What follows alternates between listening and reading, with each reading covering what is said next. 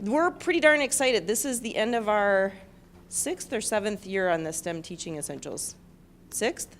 7th already. So we really appreciate everybody being here today. I get the pleasure of introducing our last speaker for the workshop series this year, Dr. Brad Marks. Dr. Brad Marks is a faculty member in biosystems and agricultural engineering. I've known Brad for a long time, and I've really had the pleasure of getting to know him and work with him, especially in the teaching and learning space and space around teaching evaluation. One of the things that I learned from Brad too is because of the program that he's affiliated with, especially at the undergraduate level, being an accredited program, they do a lot of work on learning outcomes and assessment and alignment. And so I learned a lot. Brad's been a speaker within our college about some of the work that they've been doing in the department. And he is going to wrap up our series talking about essentially the aspects of learning outcomes and assessment and alignment, and I think using BAE as an example for some of the work and how it's informed the way in which they think and do things. So we will run until 1 o'clock. We recognize some people may need to leave to go teach class, which is totally fine. I think Brad's got us set up though to do some active engagement, and with that, I'm going to go ahead and turn things over to you. Good, thank you. Yeah, my goal is to be done long before 1. I don't have that much. It's not going to be a prepared lecture for that period. Interestingly, in the spring and the fall both, my classrooms are full enough that nobody can avoid sitting in the front row. So somebody has to sit in the front row, but today we didn't make it to that point. I know Kelly knows the story, but I want to just start, since we're talking about learning, assessment, and improvement of teaching, that my first job in college, which I realize now was 33 years ago, was actually right outside the door of where Kelly's office is today, when Taylor Johnston was sitting in her seat and Jim Day was the assistant dean, and I was actually got a professorial assistantship, and that was back when that was kind of new program, and I didn't know what major I wanted. And they said, well, if you know what major we want, we'll stick you in the dean's office and you can figure it out, right? Which it actually turned out that worked. But I got assigned to work in the dean's office, and the project I worked on as a freshman, my first semester on campus a long time ago, was on assessment of curriculum effectiveness across all the majors in the College of Ag and Natural Resources. And we did a survey that involved paper back then, right? We did a survey, and then my big learning growth was making phone call follow-up interviews to non-respondents on the survey, assessing the impacts or the effectiveness of alumni's perspectives on curriculum effectiveness. Man, I had no idea back then that it's like, wow, that's something I'm actually going to spend a lot of time on down the road. So I sort of bring that up of be careful what you do for your first job, because it may come back and be actually relevant at some point. Here's the goal. The outcome, hopefully, for the next hour is for you to be able to kind of describe a curriculum improvement process. And I'm going to really take a kind of big picture systems approach to this. We will talk about how does that feed back into what do I do to improve my class or my teaching specifically. But I really want to focus on the second is how do you connect those? How do we connect at looking at assessing curriculum and learning outcomes overall, and how does that inform improvement of teaching or course design at the kind of individual level as a group, and how do you make that work? And I always say that the third outcome hopefully is to believe that it can work, that this is real and it is possible. But a significant fraction, I'm going to come back to that, a significant fraction of this, all of it really, is going to be informed, as Kelly mentioned, by what we do in terms of our continuous curriculum improvement process within biosystems engineering, which is driven to a great degree by our accreditation requirements, but I think it's also driven by, my belief, our faculty's desire to do what we do and teach in the most effective way possible. And so that's going to inform this. So I want to sort of start with a question. My daughters, I said I was doing this talk today. They're here on campus visiting some faculty members about PAs, and I said, do you want to come to my talk? And they said, no, that sounds boring. I have twin daughters who are seniors in high school. They're making their college decisions at the moment. And I said, well, I was making my talk, and I said, well, I'm going to ask questions. And they said, well, good luck with that. We tried that, something they did in high school. And they said, we asked questions, and the high schoolers just sat there and didn't answer. And I said, no, it will work here. I have great confidence. So my question to you is, when we think about improvement of teaching within your, it's going to be informed by your own local experiences, but how to improve the teaching of the person in the office next to you, let's say, or how to improve your own teaching, or how to improve a course within the curriculum you don't teach, but needs that kind of improvement. What are the impediments to making that real? Because that's a very nice idealized statement, but in your real practical reality, what are the impediments? So when people respond, rather than you running around with this, can you just repeat? I'll restate, well, because you're still eating pizza, so I will repeat the question. Yeah, I'll repeat the response. All right, so thoughts? Time. That's a constraint for everybody. I'd like to do it better. I have no time to change what I'm doing. That's real. What else? Between multiple instructors. Say that again? Agreement between Ah, instructors. so you are in fact teaching a freshman class that's huge and has multiple people. So uniformity and your ideas are wonderful, but they're wrong, right? Mine are, yeah. So yeah, agreement across multiple sections. That's a challenge, yeah. What else are impediments here? Class size and associated with that TA help. Yeah, so depending on my context, my ability to do things I want to do are simply going to be practically limited. Large class size, multiple TAs, as opposed to me and 30 students, I can do something really different. Instructors, especially older instructors who don't have any training in how to be a good teacher. Ah, right. So, They don't have any interest in learning. yeah, okay, the second one's harder. The first one is, so I believe it's Deming who said this, right? That lots of experience is not an asset if it was all badly executed, right? So that says a quality control. So I have lots of experience, but if it's not informed by fundamentals, that experience I believe is an asset. You probably know it maybe isn't an asset. I'm stuck in my own way, and I don't need to worry about it now. So. Well, I mean, there's certainly content experts, no doubt Yep. about it, but they've had very little training in Right. how to be Pedagogy and instructional design, right? And maybe, and certainly I've had the experience, don't see the need to even learn that, right? I've been doing this fine for 30 years, I'm okay. Yeah, there's one in the back row. Diversity in the student population. Ah, that's a good one, and I wasn't thinking about that, but of course, implementing this right in terms of diversity, both within your classroom, across disciplines, right, et cetera. Major, Yeah. multiple different majors that you're serving. That's a good one. Other thoughts about impediments? Roadblocks you've run into? Mark. Colleagues' acceptance of whatever evidence it is you're presenting about evidence-based performance. Oh, right. So here are my data, and you're like, I don't believe it. Yeah, I've had My that. anecdotes trump your data. Yeah, so my personal, so I'm not a psychologist, but that's quite real, isn't it? My personal experience is stronger than your statistical evidence, because I know, because I was there and I saw it. Yeah. Yeah, that's quite real, actually, isn't it? I know I've done this, it worked fine. Even though my class is a totally different group of people now than it was 20 years ago, let's say. Maybe Brad, incentives do it? Ah, or you mean lack of incentives. Lack of incentives to do it, right? So you see, well, I should probably do this, but if I spend the extra effort to do this, at the end, all I have is less time available to do other things because there isn't, and that's quite real, right? I think hopefully by the end we start thinking about, well, what are the collegial, cultural, social incentives that don't necessarily get quantified in the annual report, yeah. Other thoughts, impediments? Peer resistance to changing something. Oh, just the fundamental, don't change. Yeah, just. It's working. Yeah, I believe it's working. Right, I'm risk averse anyway, right? So I don't want to try something that might blow up in my face, right? That's a good one. Yes? Students really don't like hearing that you are doing something new and experimental. Ah, yeah, you've had that experience. I can sense you've had. So students I don't want to be your guinea pig. So I have a colleague who's done a fair amount of that, right? And then I hear in the hallway the students saying, Dr. So-and-so is doing that again. Yeah, like we know Dr. So-and-so likes to use students as guinea pigs, and so great. Because we know that doesn't always work out well, and here we are stuck in this class where that person's trying something different. Yeah. I wonder, I guess maybe that evolves with time, right? So the person I'm thinking of as a junior assistant professor trying this probably gets, if I tried something, I'd probably get away with it a little bit easier in that context. I'm gonna try something different. And they're like, okay, A, you're old, so whatever. B, we trust it maybe, whatever. But if you're new to the game, then students might start rolling their eyes, and I've sort of seen that in the hallway before. That's very real. Other thoughts? It's hopeless, let's just leave. I mean, it's right. It's like, why even try this, okay?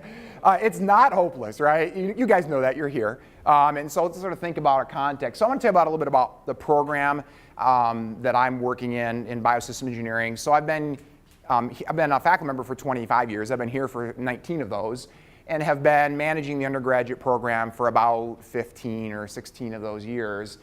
For us, this is driven largely by ABET, which is the accreditation body for engineering, for those who don't know that. When they always say they, you have to remind that they is us. as an accrediting organization, that they is us and we are they, because it is constructed by professional organizations within the disciplines that construct that context. Even I, at times, when they're doing things different and making change, which they're doing right now in part of the outcomes, I have submitted to the open comment period negative comments about why make this change, right? But I did it in a way of, where is the evidence driving your change of this system? And is it just because we've been doing it this way for 20 years and it's time to do something different? Or is there an evidence that we need to change these outcomes? And so I myself have experienced that. We've been accredited under ABET since 1950 here at Michigan State, over here in Farrell Hall across the loading dock. But in 1998, ABET profoundly changed. It was previously exclusively a bean counting exercise. Do you have X credits of this, Y credits of this, Z faculty in this, X square feet of labs, and that was it. In 98, kind of late maybe if you think about it in the whole process, say, wait, that's not the best way to do it. We need an outcomes-based assessment or accreditation process. And so that occurred in around 98. We were actually the first here at MSU. I was at the University of Arkansas, and we were one of 2 test cases when that was piloted in 98. And then in 99 here, I gotta get my years right, 2000, we were the first full-scale implementation of that accreditation process, and we were in that cohort. It is a continuous curriculum improvement process. I'll talk about what that is and use that kind of as the case study of how that works. But it is also once every 6 years, the auditors show up and you write the reports. And that's a once every 6 year, but the process has to be annual, and you need evidence of that. If you wait to the 5th year, you will be in big trouble in this process. And it is driven as outcomes-based assessment, okay? So I'll give you a second. These are just definitions, so when I use jargon, I'll let you go ahead and read those. So obviously those terminologies, outcomes and objectives, have different connotations at different levels. So this is the ABET definition. So when I'm using objectives, I'm meaning generally programmatic objectives, and outcomes being what we're assessing as a learning outcome as I use this kind of jargon. I'll also pause for 30 seconds. This is our program educational objectives, just so you can get a sense of what they are, so you know our context. I'll let you read that. Yeah, question? Can I comment on your objectives? Oh yeah, actually I should have made a comment earlier. I have a few places where I'm going to ask you questions, but I do not have an hour of prepared slides, so I definitely want people to stop and ask questions, so please. They're rather broad. Yes. I can almost substitute the word physics in a few places. Yes. Yes. The intent. Yeah, so that's a great question about optimizing these, that I will look at my own peer sister programs across the country and say, you've dropped something in there that could be in any department in America. It's nothing unique to your context at Purdue or Illinois or Michigan State. And if I say, I'm not even convinced it's unique to biosystems engineering, you could put chemical engineering or whatever. And there is no constraint to that. And actually the only constraint is that this is owned by the faculty and informed and endorsed by the stakeholders. Right, is it. So I agree. Actually, I would say that ours are way more specific than the median amongst our peers and sisters. So some of them I would read and just say, that could be like anything engineering, even maybe physics, right? So yeah, I do agree. And then you'll see, and because we've thrown in biology and systems and some of those sorts of things, that makes it unique to the discipline and even a little bit more focused than others, but you are 100% correct. And actually, what I was going to point out is at the bottom, part of the main point of this is that this is owned by the faculty. It's not mandated by any external entity. So that's really part of back to the culture process, is that it doesn't say, thou shalt do this, but rather you shall have educational objectives, and you shall have a process by which they are determined, endorsed, and continuously evaluated by your stakeholders. So you'll see the last dates were 16 for our external. We have an industry advisory board of stakeholders, mostly representing kind of employer groups, and they have to sort of endorse this. And actually, like that third bullet was not there 10 or 12 years ago, and that third bullet appeared because the stakeholders said, all this other stuff's great, but success is going to be determined by the third bullet, because we presume the first and second bullet for everybody that's been awarded the degree, and so it's the third bullet that really defines success. So that really was driven and informed by them. So. Yeah, thank you for pointing it out, because it's a correct observation, and definitely by all means stop and make comments or ask questions. The outcomes, in contrast, are specified by ABET, A through K, and then you can add any others you want. So we here at MSU added L and M as what is unique to our discipline, but across all engineering in every accredited program in America, A through K are specified as learning program student outcomes. When they walk when they walk across the stage at commencement, they can do these things. This is actually is being completely reformed and changed starting in a year. So we are in the process of transitioning to a different list. So yeah. I withdraw my previous comment. I didn't know this slide was coming. Oh yeah. Very specific. Well, yeah, but that's because that's specified by the external. They're very specific. Yeah, but I think your previous comment's completely valid, so I wouldn't withdraw it. This is in a sense the lays down the markers where we need to build our assessment processes of learning and effectiveness of any individual course or the program, et cetera, within our context. Okay. All right. So I'm going to give you our kind of our flow chart of our process of assessment. And you'll see the far left is the mission, outcomes, expectations of the constituents, and that informs those educational objectives you saw. And the outside loop that I've driven the red box around is something we do once every 3 years. We basically bring those educational objectives back overall, lay them in front of our stakeholder groups, the industry advisory group students, and say, is this what you think this degree should be about? Right? And then it gets, like adding that third bullet was a pretty significant change sometime 10 or 12 years ago. The last time there was like 2 words changed, it wasn't profound.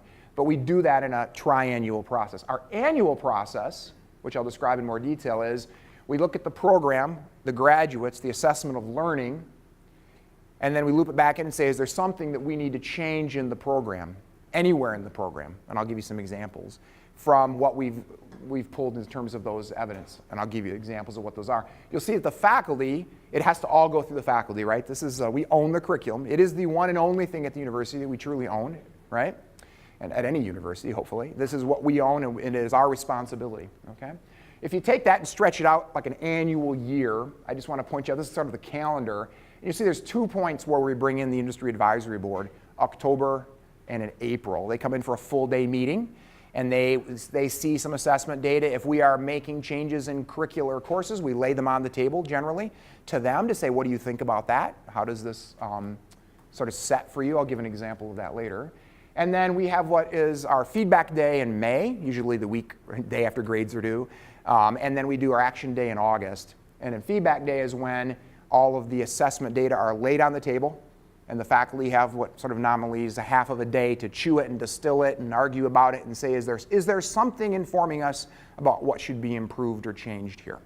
And then I'll show you, we leave that meeting with assignments, and then we come back in August and say, have you made progress on your assignment? So assessment, I'll just give an example of kind of the things that we're assessing in our objectives and our outcomes. The educational objectives are pretty macroscopic in our assessment.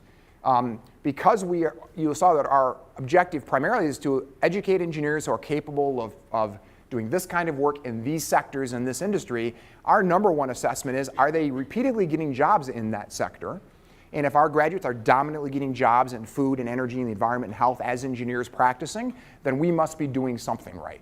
And so that's kind of our dominant direct assessment of are we doing the right programmatic things. And then you'll see we do direct surveys of alumni 2 years post-graduation and the supervisors of those alumni. So it's not focus group, it's not like general surveys. It is, I send email out to those 45 or whatever graduates and then ask them to forward that another survey to their supervisor to say, are they able to do the things we think they were supposed to be able to do? That's the assessment of the objectives. The outcomes are the outcomes are a lot more detailed in terms of assessment. You'll see the letters on the left are all those A through K, LM objectives, and then you'll see the different mechanisms we use to assess those learning or student outcomes. The biggest one, I'll get into details, the direct assessment of student work. So we do a lot of item analysis or direct assessment of student work. So they're supposed to be able to do an engineering economic analysis. Let's take their project, lay it on the table for the end of their junior design and see if they were doing it and doing it at the level we think they should be able to do it. And that's the responsibility of individual instructors. We do that every year for all those learning outcomes.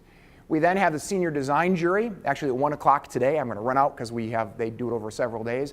Our senior capstone, they have a year-long team project. They present that project in a full design report and then a half-hour presentation to faculty. They meet with the industry people. You see that's the next click down the industry review panel.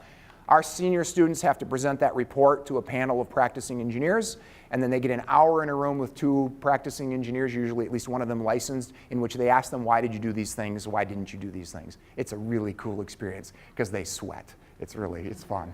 All right. But it is, in fact, their first professional experience of defend your engineering. Did you do it correctly? And our industry evaluators then evaluate, did they do the things that you say they should be able to do? And all of these data, the last, we do have the Fundamentals of Engineering exam. That's the pre-licensure exam. We have to take 2 exams, one post-graduation approximately, and then one after 4 years of practice and experience. And so I get back aggregate data from every graduate from Michigan State that's taken that pre-licensing exam with categorized scores and subscores against national norms. So we can benchmark how are they doing on ethics, how are they doing on fluid mechanics, how are they doing on those different, and that's a really great tool. We did just 3 years ago begin requiring that of our students. We previously did not. We had a very high take rate amongst our peers, but that take rate had kind of been going down and down and down, and so we said, let's just require it. Thou shalt take it, and so they are. All right, so I'm going to give you a little detailed about the outcomes in learning assessment. What you see in this matrix is all those outcomes in the left side, and across the top you see all of the courses in our program, okay? And then what you see is numbers below those, and I'm going to tell you what the numbers are. So the numbers are basically representing the emphasis that course puts on the learning those particular outcomes, okay? We've constrained that, however, that says if you are teaching a 3-credit course, you get 7 times 3 is 21 points to distribute amongst all those outcomes. Because if you don't, guess what everybody says? Yeah, my course does that, and that, and that, and that, and that, and that, and that, and my course does everything, and nobody's course does everything. And so that was okay, we're going to limit you on what you can say your course is actually doing. And you will see some courses that are really heavily, if you look in the middle, BE 350, you'll see a 7, a 7, and a 1 right in the middle. And that's the course I'm teaching this semester. And it is a hardcore engineering, solving problems, analysis, math course, right? If you see in the far right, the 487 in the white sector, you'll see it's distributed across kind of everything, and that is the capstone experience. So the senior design, that is the one class where you say, yeah, they got to show they can bring it all together at the end. Okay? So you'll see kind of a distribution of points, and I'm going to point out 2 things additionally. The yellow cells are the ones that we are relying on as an assessment of the student learning for the whole program. So even though there might be numbers in lots of cells, we'll say it's fine in B101, maybe you're teaching problem solving, but we're not going to use the freshman class as the assessment of whether students really know how to solve problems. We're going to wait till the junior and senior and really assess that as a group, one thing, right? And then the other is in the far right, you'll see the kind of shaded cluster. We have a group, as probably most programs do, a group of courses where it's pick 4 of the following 8 choices in senior level engineering design courses. And here's something where it comes into sort of controlling your colleagues. Those courses, because you pick 4 of 8, a student can pick any 4 of 8, their learning outcomes need to be pretty similar regardless of which 4 of 8 they pick. So BE 445, I think, was one. So that course was created newly some 5 or 6 years ago. And the instructor says, I want to create the course. The faculty actually said, yeah, we need that course, so let's create a new course. That person created the course, and the course was way out of whack of the rest. Like much more emphasis on math and biology and not much emphasis on engineering design. And so it required the faculty collegially and collectively to say, we love your class, but it's got to get harmonized with what's going on at the senior level, because we can't have a student take your course and miss this outcome by choosing your course instead of someone else's. So keep your topic great, we need your topic, but you got to give them some of this experience in your course.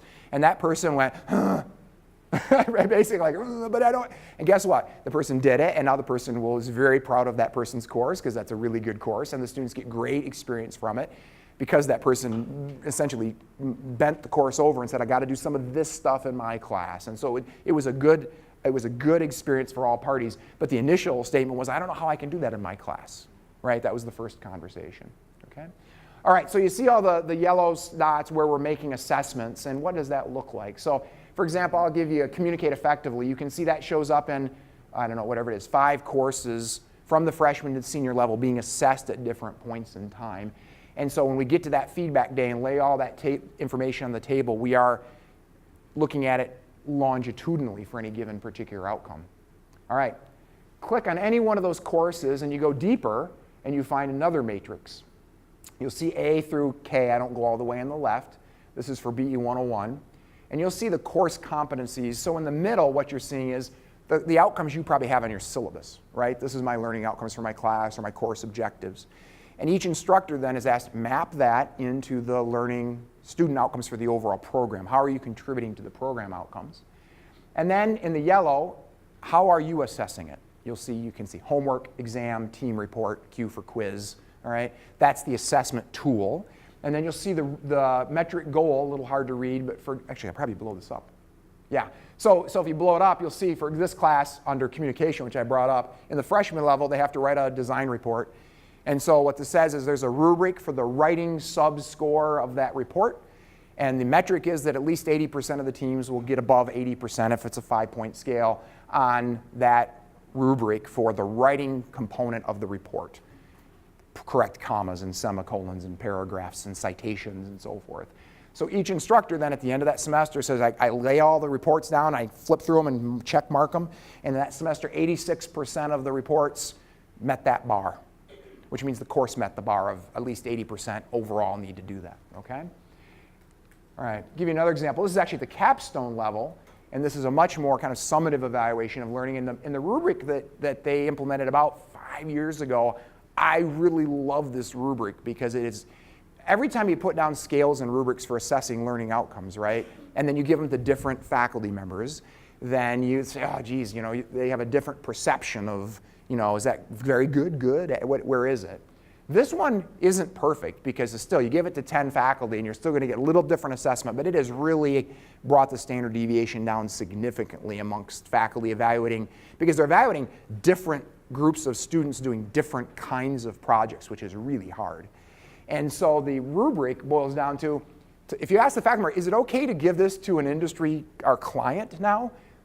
That's when then most of the faculty go, okay, wait a minute, let me think about that for a second. It's one thing to say, yeah, it's okay. It's another thing, is it okay to give it to an outside entity to represent our department? And the faculty will pause a little more meaningfully and say, nope, it needs some changes, right? So it's kind of helped reduce the standard deviation on the assessment process.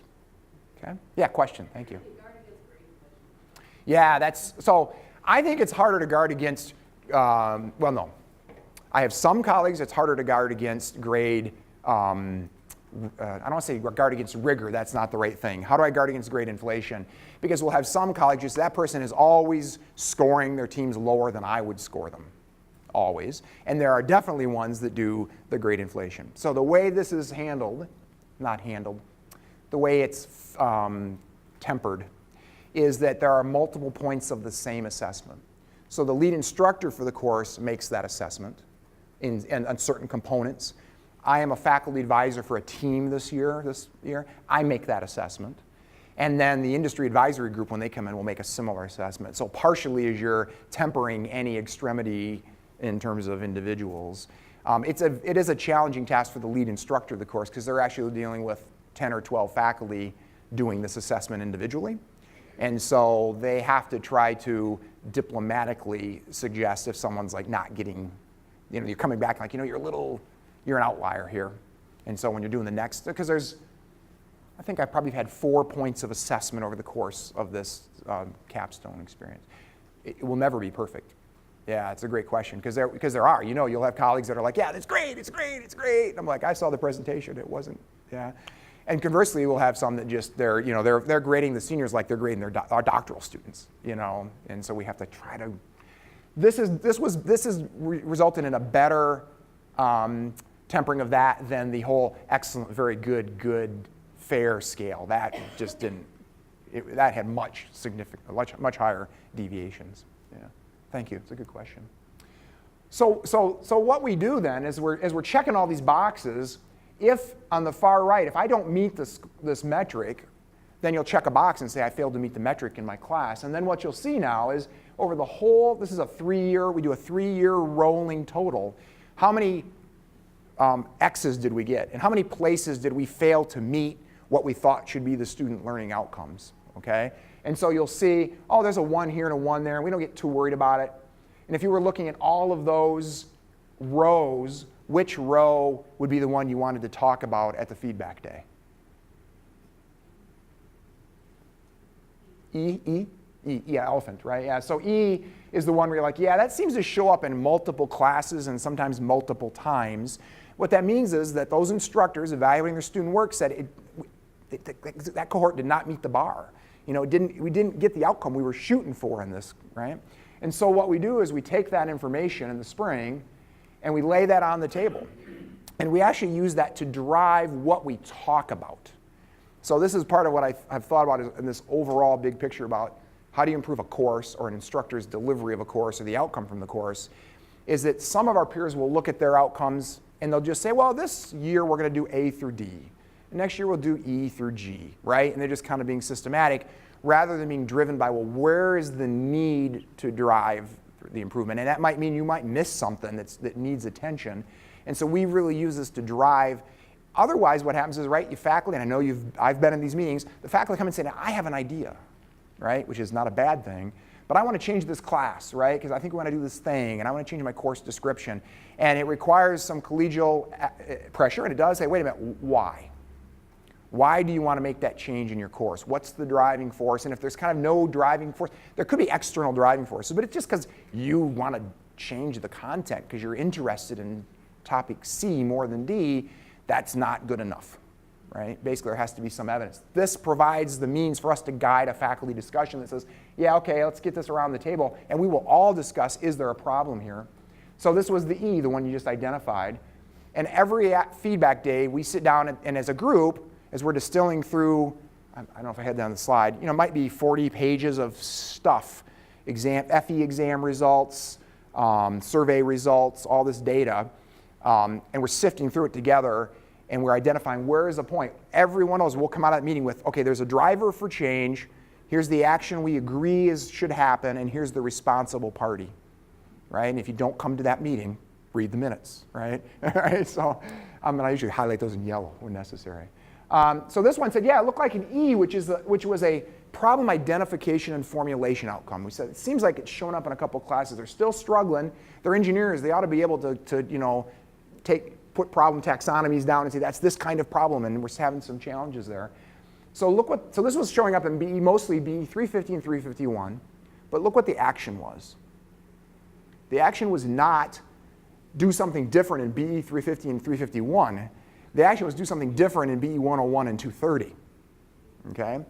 So we're sitting around the table, and you're saying your class is not getting it done, and it's your job to fix it, right? And that go to the culture thing. It's very real. If you do this, and this is part of my belief, I have peer departments that do this by committee, right? They do this assessment process by assigning a committee of 3 or 4 to get data and do it, whatever. And here's what I think doesn't work very well. There's a problem in your course, and it's your job to fix it. Doesn't work well unless we're all in the room together having that conversation, right? And so we do this as a committee of the whole, right? So I work hard, everybody gets it, and we have faculty who actually don't have a teaching assignment, a formal teaching assignment, who come to that meeting, right? Who have exclusively research extension appointments, and they will come to that meeting because their input is extremely important to that. So I think that's a really important piece to talk about in terms of how did the department get to the point of being able to have those conversations, especially including folks that might not have a teaching appointment or an assignment, and their contribution, because you can also see this is a way of also identifying. Some faculty will say, if my course just got flagged here, I'm going to look like I'm a really bad instructor. So how did the department actually do the culture shift? Because I think that is a big deal across many of our units to figure out how to have those more productive discussions. So great question. So I would say that shift occurred, I came in 99, I would say the accreditation process was driving it a little bit. But it occurred between 99 and 2004 very significantly. And it occurred in a couple ways. I still remember the faculty meeting because I was pretty young, and I sat in the faculty meeting and I said, this curriculum reflects the faculty's desire to teach more than it reflects the student's ability to learn. And my mentor from when I was an undergrad took me into his office and gave me the riot act on that one. And I said, but Fred, it's true, right? And we got to a happy place on it. But it really was. I looked and said, this is Fred's class, and that's George's class, and that's Jim's class. And it's like, this isn't the curriculum. This is everybody teaching their course, and the conversation went like that. Like that's Jim's class, right? And that's Fred's class. It's like, no, these are our courses. These are the students' courses, and we have to start. Now we're a pretty small department, so we don't get a lot of cross assignment, right? If you're on a course, you're probably going to be on the course for a while, and you're probably the only instructor for that course for a while, and so then it becomes much more personal. And so part of it was sort of the issue of just agreeing that in order to do this process right, we have to own it together. The fact, I would say that like all this matrix stuff you've seen was built before I came. John Garish built it, but we've empowered it a little bit more. The other one is, I will simply say, an age shift. When I was hired into my department, every person but one was a full professor. And 50% were eligible to retire the day I hired. So we had a massive demographic shift in about a 6-year period. Now I am an old man, even though I'm just a kid, right, in our department. So a demographic shift, absolutely, back to we've been doing it for 30 years, right? That demographic shift. So then it's real easy. The assistant professors get hired, and I say, this is the way we do it. And then it just becomes. And so that takes, usually you'd think that takes 20 years. I think we were able to do it in about 8 because we just had a big demographic shift. Yeah, but it's totally collegial and cultural. And I would say that even though I unfortunately hold the title of associate chair, I don't have it on a business card or my door or the webpage or anywhere else now.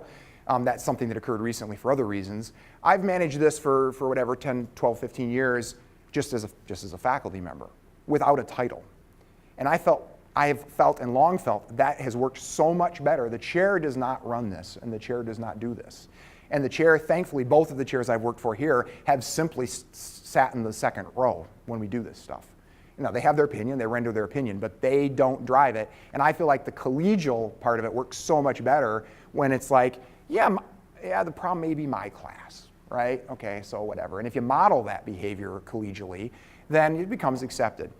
I'll say, Kelly, there is a delicate place when you do alumni surveys or senior exit surveys, and you're flipping through it, and you see that Dr. Millenbaugh's class is the worst class I've ever taken, and you see that like 20 times, and you're like, oh crap, I got to go into that meeting, and we got to get through that somehow. And if I have on 1 or 2 occasions when I've seen that really come through, it doesn't happen much. Usually it's the courses outside our department where that comes up. But when it has happened once or twice in our department, I've gone to that person's office before the meeting and said, hey, let's talk about this and what that's going to mean and how we handle it and whatever. So, Rick. So I'll use the Kelly example. So given the fact that they're coming from your alumni, how do you temper or use those data through the lens of maybe they don't like it because Kelly's class was so hard, Yep. but it met all those learning outcomes. Yeah, that's a good question. Or maybe she's she's flipped her classroom and it's not usual to death by PowerPoint, as Mark would say. How do you sift through those data and say, well, yeah, that's a good point, but why do they think it's a bad class? Yeah. So what you just described is where the senior exit survey says we hated her class, and the 2-year alumni say, I hated that class when I was a student. But now I realized, and that happens actually, we've had, it's often the capstone, right? Because like this week, they're all melting down on stress right now. And so you ask them in April of their senior year, how was your capstone experience? Like, we hated it. That one person never did any work, and the instructors were mean, but then 2 years later, they'll say, I now recognize how important all the things I learned about project management, et cetera, were. So we absolutely, that's again why when you go back to that original flow diagram, the faculty are the filter. Yep. And we are a filter as a whole. So it's not up for you to reject the students, or up for Kelly to reject the students' input, but we collectively can go, we understand what she's doing, and we know it's the right thing. And so we don't have any trouble doing that. And actually, even the Industry Advisory Board will have some of that, because if you ask the Industry Advisory Board, their perspectives, they will have very, in fact, if I say, well, of all these outcomes, which are most important to you, they will downgrade, math, right, and problems, and they will upgrade all the professional things. And we can't just chuck math, right? Okay, we're not going to do that. So we have to basically say, well, and we do, as sort of mathematically actually normalize their input to say, yep, we get what you're saying and where we are. So it's a really, really good point that we do have responsibility. Now, I have seen the other where they say this class is just a horrible class, and we know it is. And then what do you do about it? And so, so I'm engaged in that conversation with the chair and a colleague, right? To say, look, what are we going to do to make this better? And it's not just because you're trying new things, it's because there's something structurally wrong in the learning. And when the alumni are still saying it, they're remembering, I didn't get something out of that. But yeah, that really, we have to own that responsibility. I don't have it up here. I have an example where we were talking about AutoCAD. Should it be a requirement or not be a requirement? And the faculty have been fighting about that for a decade. And we laid it to our industry advisory group and just said, what do you think? And literally, there's like 18 of them, right? And this half of the room said, how could you possibly give them a degree without AutoCAD? And the other said, I would never give AutoCAD to my employees, right? And they were, very collegially just fighting it out. In the end, we're like, well, then it's still up to us. And so we had to decide, do we put it in the curriculum? Do I add it to a class? What do we need to do? So we do own that responsibility. I'm glad you pointed that out. So yeah, in this particular case, indeed, it was, in fact, this was an easy one, because it really was, we see a deficiency here, but there's no way we can do anything about it. It's too late to fix it there. We got to fix it early. And then the instructors of the other two classes just said, we're doing it kind of anyway. What we just need to do is amp it up, put some assessment in there to make sure we're confirming that we're doing it and that the students see it as important earlier in the program. All right? I think yeah. Have you ever had an instance where you saw something, a deficiency come up, that you thought, okay, this senior group or this junior group really does not have this ability, and we needed to catch them up, even though you're going to put it in an earlier class or something, but for the sake of this group? Oh, real time fix it. Like it's November, and holy cow, they don't. Well, even yeah. like next semester or something like that, or somehow, have you ever tried to integrate something as a fix so that they did get that ability as they're walking into senior project site? Brett, can you kind of Yeah, so the question is, if you sort of add preemptively to this overall process, if you see a deficiency sort of real time, closing a shorter closing of the loop, I think that's a good question. I would say that's the one that you really rely on the individual instructor, right? If you're in the junior course, that's the prereq for that senior course, and you see, wow, I thought you learned this in biology 161. Must be the professors. No, I'm sorry. Just kidding, right? Well, it must be you didn't learn this in 161. How could that? It wasn't your section. It wasn't my section, she says. It was somebody else's section. What do we do? And that really has to be instructor responsibility. And so, yeah, I've done that. I did that, where I knew the semester before there was a class that covered this content, and then I got to that in my class, and they went, what? And then I found out, in fact, that instructor kind of ran short that semester and didn't get to that unit. And I just had to pull up and say, you know what? I'm going to have to take 3 classes, and we're going to have to cover this material. Yeah. And then I'll just accelerate to the end. They'll all know that's what will happen, right? So I think you guys have already sort of identified, right, this issue of the collegial cross agreement that this is how we do it. Do you ever see instructors where they're blaming the students? Oh, always. And, Yeah. And do you as a faculty say, okay, well, this particular cohort, they just, they were lazy, they were, Yep. whatever, they weren't getting it? Yeah. Is that something you just explain away? Does that happen in your department? We have a couple of instructors who insist that it's the student. Yeah, every year for 20 years, right? Yeah. Yeah. Yeah, but what I'm thinking is that the instructor is teaching it like a graduate level course Yeah. rather than an undergraduate. Yeah. So yes, we will be in this meeting in May 8th or whenever we're having the meeting this year, and there will absolutely always be someone that will say, well, I think this group of students fill in the blank. And of course, and when we're talking cohorts of 40 to 50, then there is a reality that there is cohort dynamic, and that can happen. I have, I'm teaching the junior spring class, and then the person teaching the junior fall classes, how are you finding these students? Because when I had them, they were like, and I'm like, I think they're great. So yes, and I think it's more, I don't want to say sensitivity to just understanding the diversity of students overall, right? And saying, hey, so it is. You just got to meet that group wherever that group happens to be. I don't think right now I have any sort of, in my peer group, any sort of long-term, like, the students just aren't ready, the students aren't ready. If we do, it normally boils down to, it's the fault of the math department. Or it's the fault of the civil engineering department, right? And we actually have diplomatic delegations deployed at this moment on both of those matters and the statistics, right? So we have some diplomatic missions out right now having discussions in math and statistics and other places to say, okay, this is what we're, is there any way we can do something over there? And that, part of our culture is like, well, if we think there's not getting the right stats, let's go talk to the stats department and see, and is there anybody from the stats department here? because I'm not making anything bad about stats, because they're just like all the rest of us. They're like, whoa, wait a minute, who are you? And other times, I would say that I think the changeover and the BS 161, 171, when that series changed, the folks that did that, Kathy and crew, that was state of the art the way they did it. I'm just going to give a shout out to them. They looked across campus and said, who is relying on our course? And then they went and said, this is what we're thinking about doing, how's it going to work? And that was just like, you don't see that on campus very often, where you're reaching upstream and saying, what can we do to be helpful in that regard? So the long answer to a short question, yeah, we have some of that, but I don't know that I don't think I've ever had that where someone says, well, therefore I'm not going to do anything different in my class. So Yeah.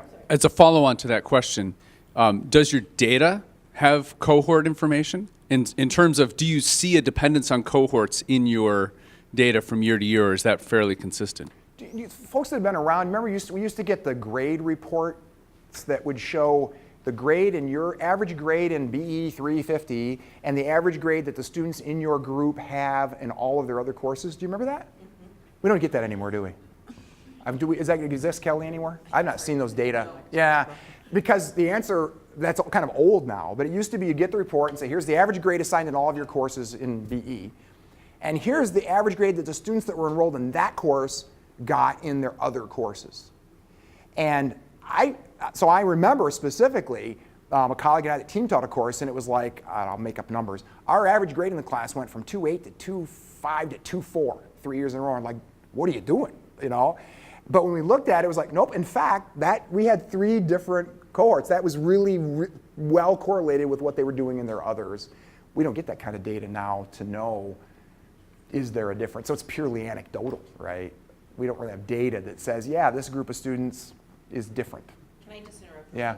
So the microphone is not projecting in the room, it's so Dave gets it on the video. So just so folks know, if I bring it around, that's why we're asking you to speak into it. So following up then, extending this, do you feel that the department then is able to adapt on the fly as you see a group coming through that, even a new group, we want a class to actually come in the next school year, and you see within the high schools, this, subject A has been really lagging. Yeah.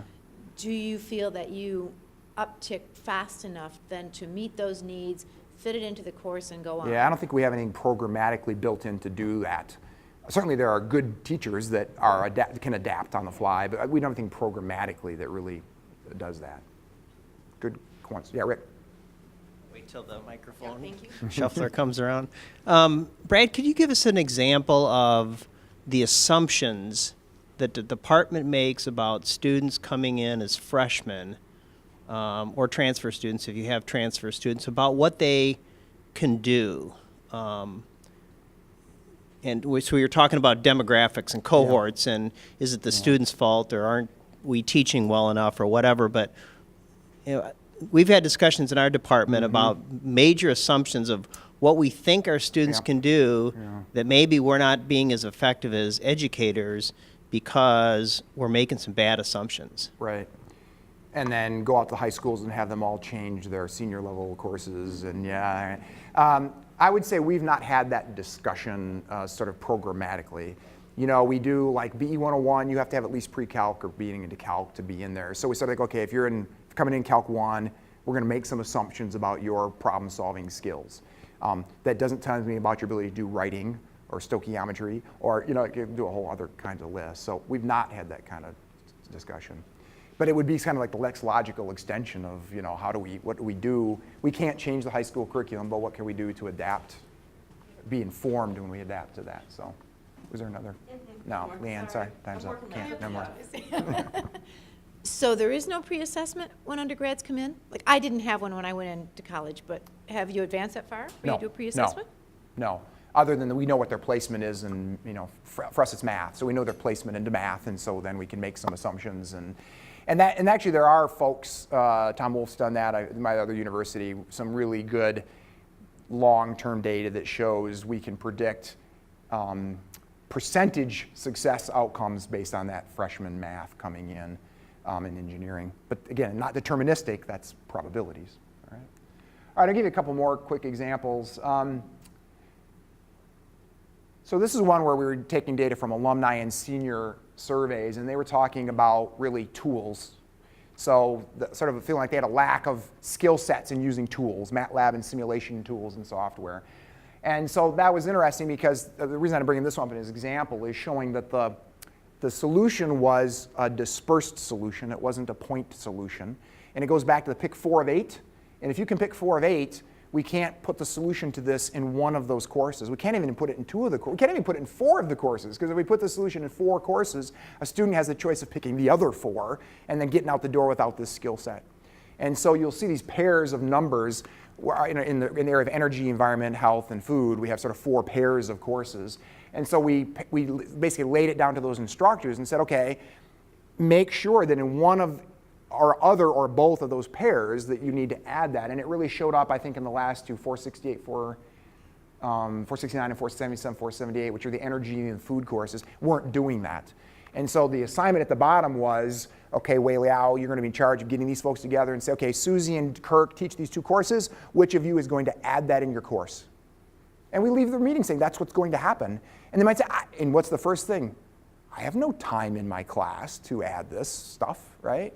And that's what everyone's going to say. We had identified that as, I think, the very first impediment at the beginning.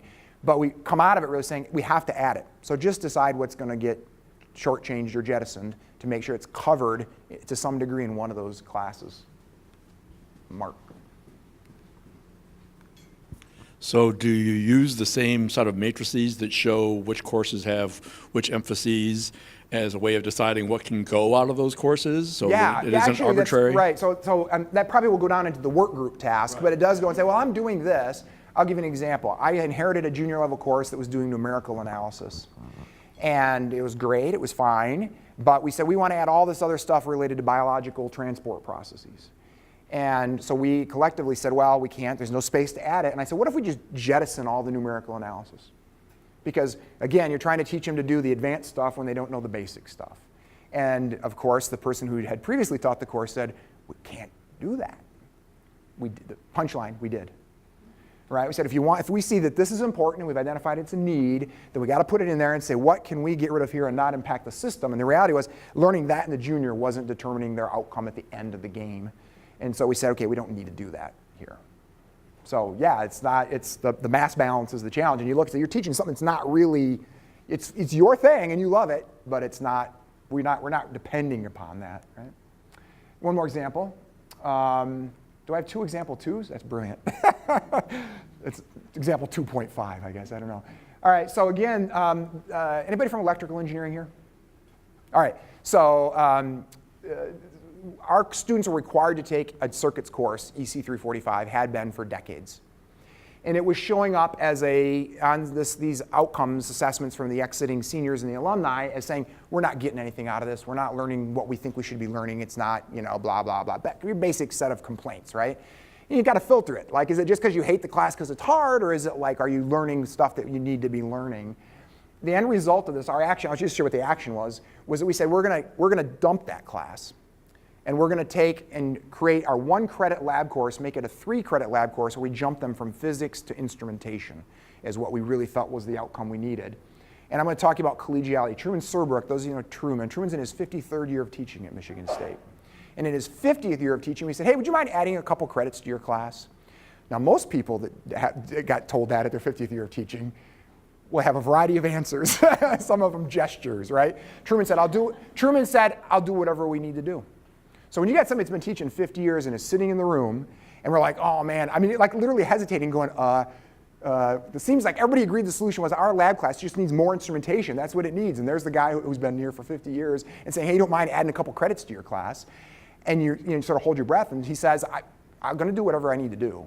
We've had a breakthrough, right? You don't have to worry about the collegiality at that point, because there's a guy I mentioned about, we've had a demographic shift except for Truman. And Truman, in that sense, is a leader by example, right? I mean, the students absolutely love this guy because he just does, he does his job for the students. And so that was a really amazing exemplar of like collegial ownership in the outcome. I would say how we got to that point, back about using assessment, the faculty, even though the students, the graduates, the alumni, the seniors said, we don't like this class, we're not learning anything from it, it's not what we need, the faculty could not bear taking it out of the curriculum. We had this discussion for probably 3 or 4 years in a row, and they're like, we can't take it out. It's circuit design. They're engineers. They have to have circuit design, and they wouldn't do it. I said, let's see what the employers say. So I took the learning outcomes from Physics 2, the circuit design, and the lab instrumentation course, and I just made a ranked order of 19 outcomes. I pulled them out of the courses forms and whatever, and here's the learn. I didn't label them of what they belong to. I just mashed them up and said, okay, which of these learning outcomes when you hire one of our students is very necessary or we don't care, right? And it was just like a bright line. Physics, necessary. Instrumentation, necessary. Circuit design, we'd love for them to have it, of course, but we don't expect them to have it. And you laid it on the table, and it took about 12 minutes for the faculty to go, okay, let's get rid of EC 345. But they needed to see that evidence, and it was the collective. That was not an individual. That was the whole faculty going, we can't get rid of this class. We all took it when we were students. We have to have it. But when it looked at the employers, they said, yeah, that's wonderful, but we don't hire BE students to design circuits. We hire double E's to design circuits. And so we don't need that skill set. And so that was a really freeing moment for the faculty to get evidence, to let them do something that they just, in that case, collectively didn't want to do. All right, last, I think this is my last one. So this is a case of writing, this is common to all of us, right? Looking and grading senior capstone reports and the faculty moaning and groaning, like the students don't know how to write and they don't know what they're doing, and what are we doing wrong, and what can we control, how far back can we go? And so what we did is we had a faculty member basically developed a kind of compressed, here's a writing guide. Your writing assignments in our department, you're going to follow these formats. And then we made it in the building up, 101, 230, 333, each of those courses have a writing deliverable that was made very clear. A significant fraction is going to be graded on your writing, right? So at the freshman level, it's a memo, a simple report. The sophomore level, it's like a research report. The junior level, it's a lab report. And we're going to grade, we explicitly, it's on the syllabus, use the writing guide, we're going to grade you on this. And we realized we just had to tell them, it's important. And I can think of a faculty member who who said, I don't have time to grade their writing, right? Because I'm grading their fill in the blank. And it's like, you have to, right? We have to do that. And we got to that point. But there was definitely reticence to the faculty, like, how am I going to do this? Like, I'm doing it. He's doing it. You have to do it too. Part of our closing the loop process then is that we do have to then present evidence that when we made a change, it affected what we wanted it to do. And so when we do these every 6-year reports, we go back to all these minutes and we pull up the data and said, did we quit getting complaints about it? Well, we quit getting complaints about the course we deleted. That went away. In this case, we look at sort of assessment of the student writing in the reports and say, our senior capstone reports have gotten better. It's a tier 2 writing, but we can see that that's improved, over time. All right, so the why about all this is because it's the right thing to do, preaching to the choir. You guys are here, right, about why to do this kind of, using this assessment collegially. We do it continuously. If you try to do this intermittently, I believe it doesn't work. You try to do this every 3 years, it doesn't work. Every 6 years definitely doesn't work. We do it every semester. So the week before finals week, I send out the email. Here's the link to the outcome matrix. Please fill it out. Here's a link to a brief Google form that is basically an end of semester instructor retrospective evaluation. Did you change anything? Did it work? And they just, every semester, here it is. And then it requires me to send 2 follow-up reminder emails, but it works, right, to people. And in the end, it's really, I do believe the committee of the whole, right? And I understand that folks are in departments of different scale, so that would be harder to make work in other places, but that's really what makes it work for us in terms of having that shared culture. So questions, comments, Janice?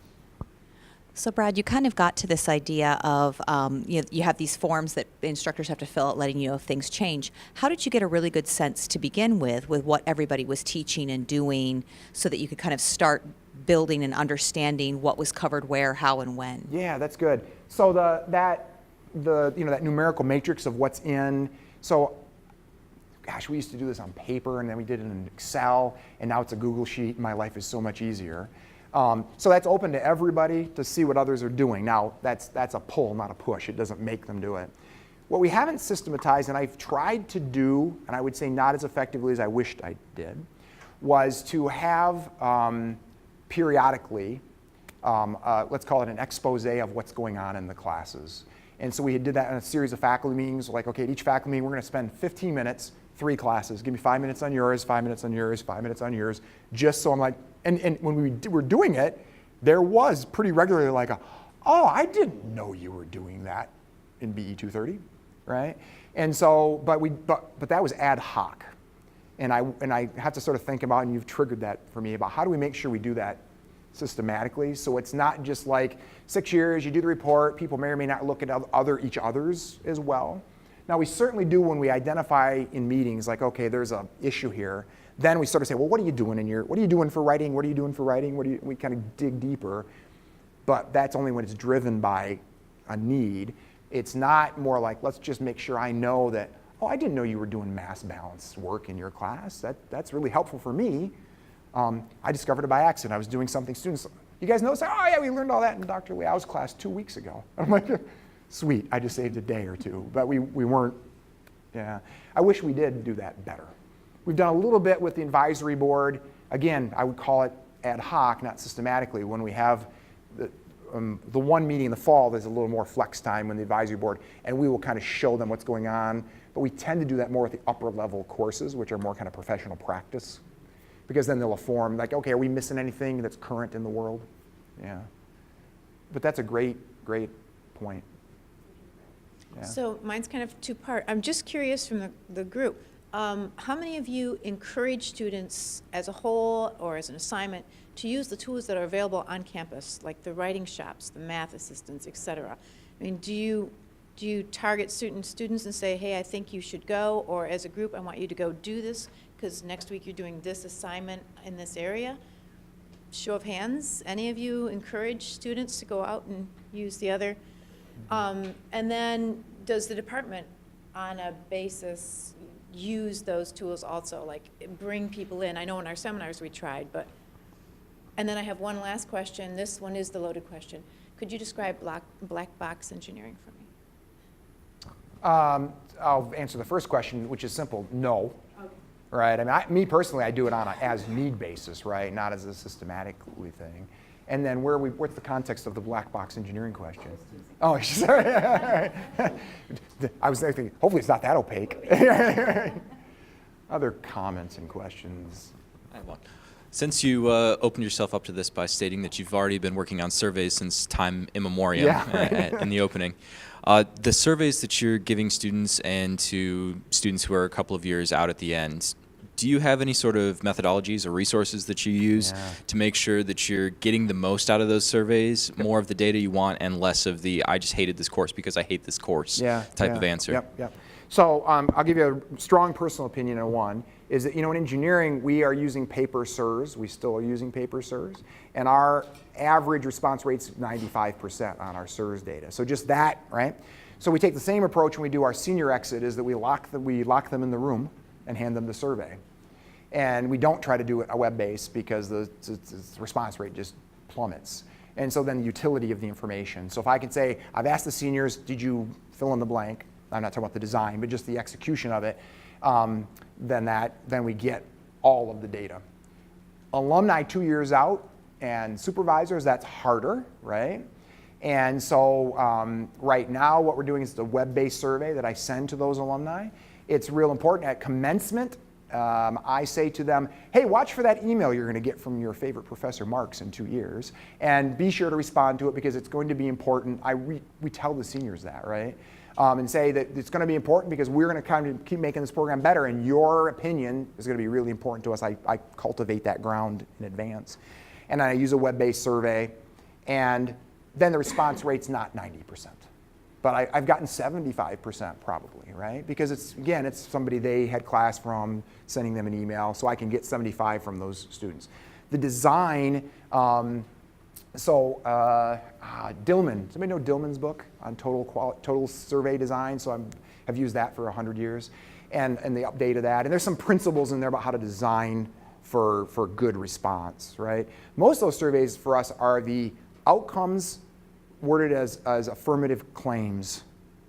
I am applying engineering, blah, blah, blah. I am doing that. I have done continuing education, whatever. And so it's that design is pretty fixed, just like we're just asking them, are you doing these things? Yeah. So we'll keep going with Q&A, but anybody that has to leave early, please also consider filling out your evaluation form and just leaving it on the table outside on your way out. let me ask you a question about advisory boards, because this comes up a lot. And for those departments who don't have the built-in advisory boards or haven't thought about what those might look like, what's your recommendation for how to construct those? And then I've got another question after you answer that one. I'll tell you what ours is, and I'll just tell you that it's working. And that is, it's a group of 14 to 17. They've got a bylaws. They are not required to all be alumni, although I don't remember if they have a requirement of half being. I'm not even sure if that's in there, but there might be some requirement that maybe have to. Generally, the guideline is they are people who are in the position to influence the hiring and firing of our graduates, right? So that's sort of the criteria, which means that there's no age restriction, but I would say that the average, work experience is probably 20 years. We have some people that have probably been only out maybe 5 to 7, but they're people that are rising in their careers quickly. We've got some that have been out forever. And then we want them to represent the sectors in which our graduates are working. So it's some government, some private sector manufacturing, some consulting. We try to build some diversity in which we have of person diversity the best that we can by making sure we're inviting. And they elect their own successors, right? And then the thing is that we don't pay them anything. It's astounding to me that we probably get 90+% on-site participation at every meeting.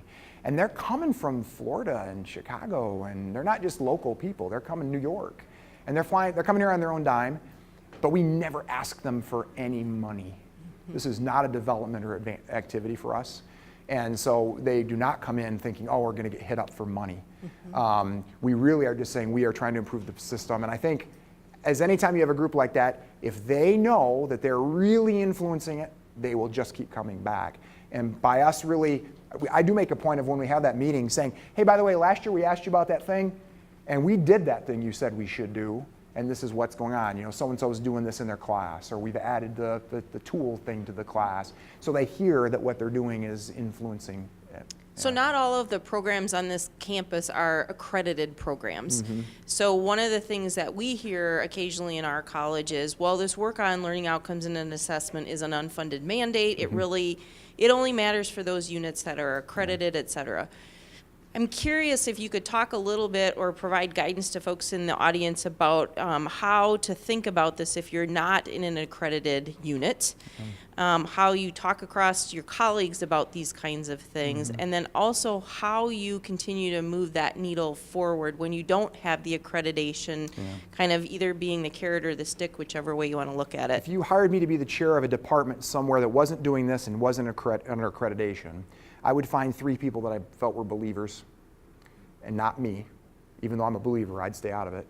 I'd get 3 believers in the room and say, do you believe that we need to do the best for our students? And they would say, of course.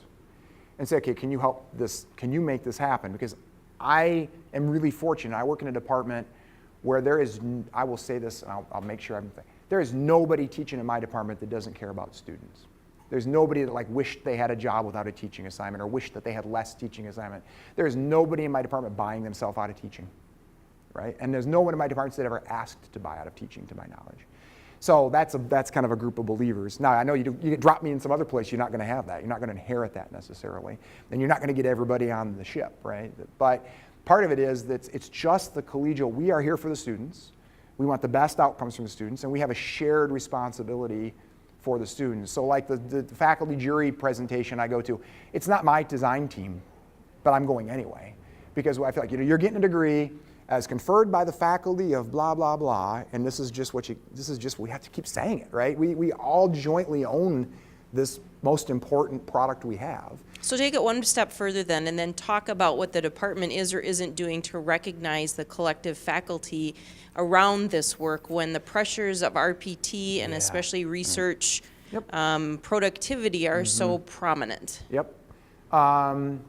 So like advising our senior capstones is not a formal teaching assignment, but we rely on the faculty to have joint ownership in that.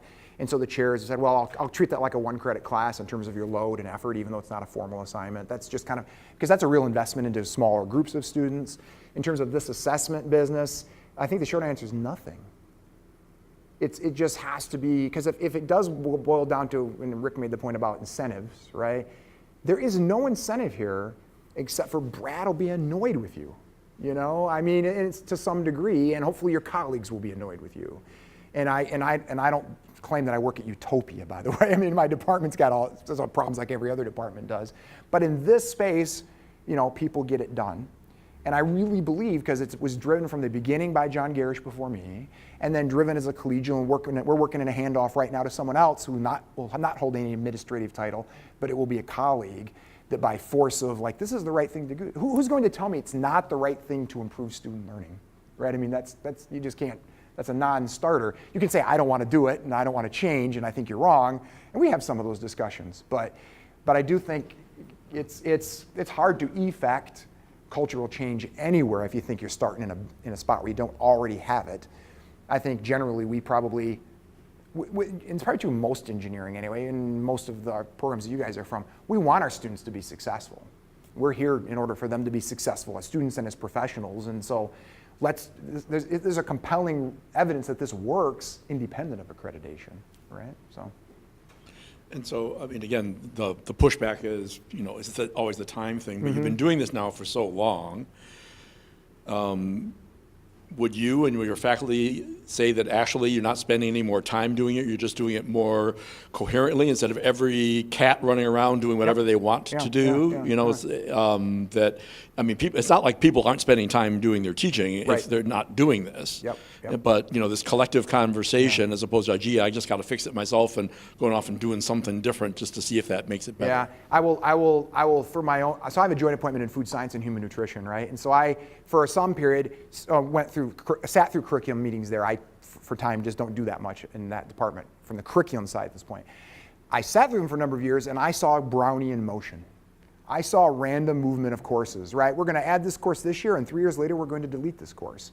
And we're going to require this course, and 2 years later, we'll delete this course. And that department, the food science program specifically, is doing a better job now, driven by some certification. It's not accreditation, but it's similar. And that's kind of compelling it, but I think probably learning, like, it's a lot more efficient to change things pointed at an arrow than to do this.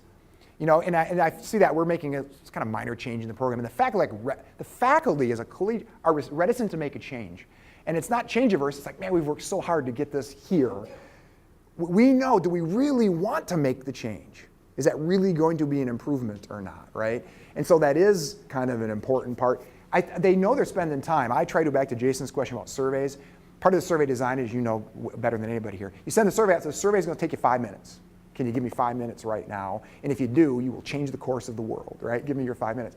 So the faculty, it's the exact same way. It's time to do this thing. It will take you 1 hour, right, to do the thing. And I think when you've done enough, you realize, yeah, I loathe bringing out 100 exams and going through the pile, but it takes me 1 hour to do it. And then I've done my little piece of this process. And I think once you've done it, but if you've never done it and you've been teaching, and then someone throws it at you and say, now do this, you're going to be like, that's something extra work for me. Yeah, I agree. Yeah, Janice? So you're the kind of point person for your department then on bringing all the pieces together from all of the courses. Yeah. So do you recommend that as a strategy for other departments to think that you've got to have kind of that one champion, that one point person that the faculty can turn to in confusion? And then how is that recognized for you? So I know you said you're not you don't have a title really, but do you get credit for that time and effort? The love and adoration of my colleagues. Right. Yeah, totally. Yeah. Yeah, stupid choice a long time ago. Like think of all the things I could have done if I'd. I really.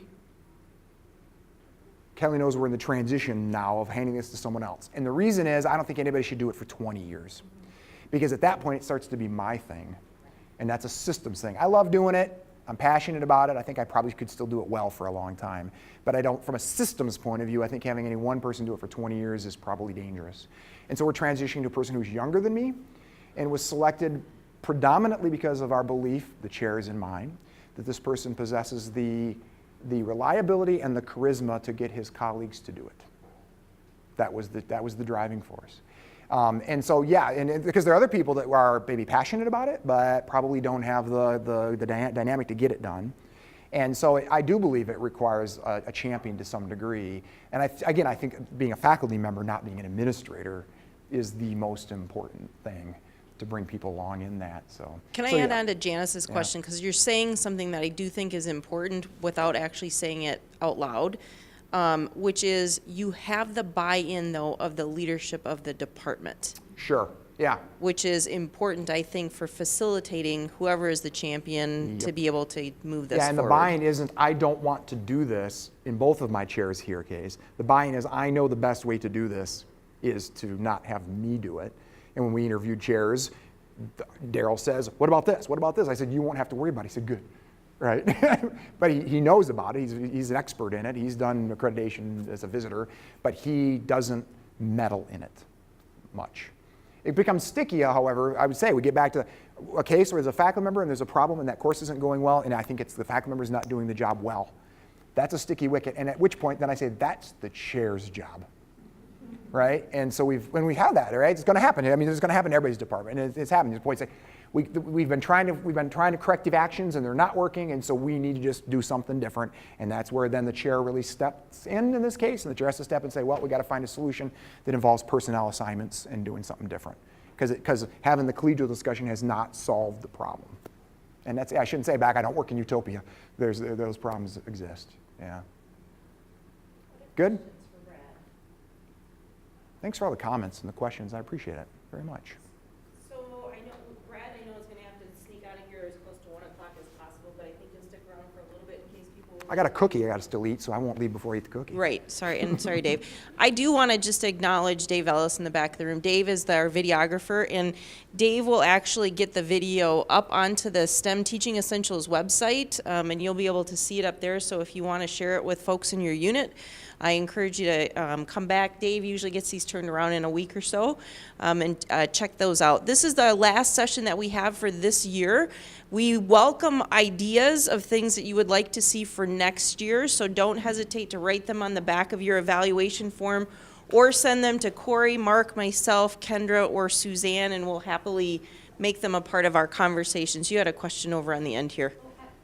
Will the slides be up to? So the slides will be essentially embedded as a part of the video, and then we'll have to ask you if you'll let us put your slides up on that website as well. So, okay. So before everybody leaves, if you fill out your evaluation, you can leave it on the table outside. There, I think, is extra pizza and cookies that are still left in there a little bit, or did? Okay. You can run and grab some on your way out for a little extra sugar high. Before y'all leave, though, if you could please join me in thanking Brad for his time today.